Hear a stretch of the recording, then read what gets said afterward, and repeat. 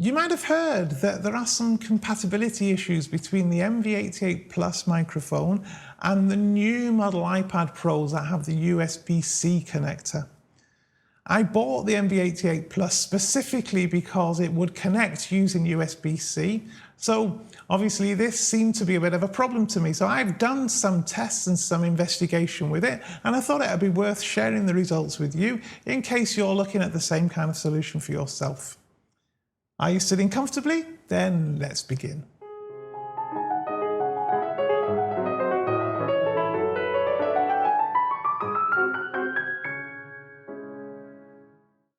Hi, this is Tommy with Tommy's Piano Corner, the place for returning pianists or indeed anyone who loves piano to share tips and ideas of how to get the best from this great hobby. If it is your first trip here, then please do think about subscribing. Simply hit the little icon in the bottom right-hand corner of your screen and it's all done for you.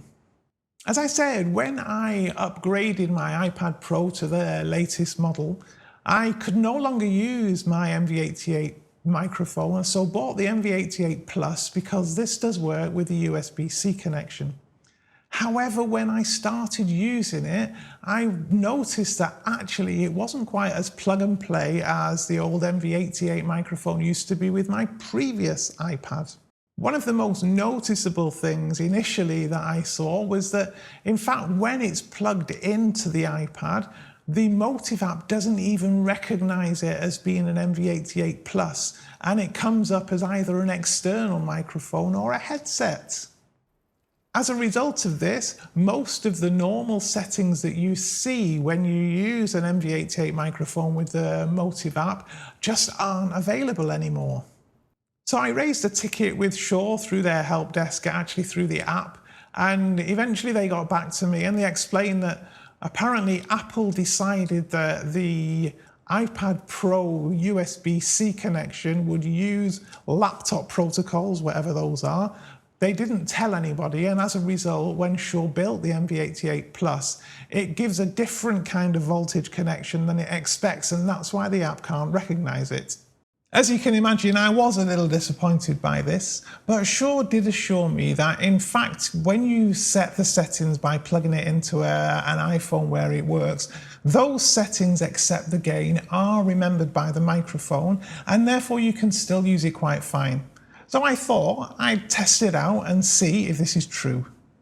So what I did was I set the microphone up with my iPad and my iPhone XR next to it so that I could actually change the polar pattern in the iPhone, record a section of a piece, then unplug it, plug it into my iPad and record the same section of a piece. And I basically just repeated this for the entire 4 polar patterns that are there. Of course, while it is plugged into the iPad Pro, you can't tell which polar pattern is being used. One other odd little thing I noticed whilst doing this test was that, in fact, when you have the MV88 Plus plugged into the phone, you set the gain by decibels. However, when it's plugged into the iPad, you have to set it by percentage. So I tried to get them as even as I could, so it looked, at least visually, looked the same to me. Once I'd done this, I simply downloaded the 4 files from each device and loaded them up into GarageBand so I could have a look at what was going on. If you're familiar with GarageBand, you'll have noticed that you can tell the difference between a stereo and a mono track by clicking on the track itself, and in the window underneath, if it's stereo you can see 2 waveforms, and if it's mono you can see a single one.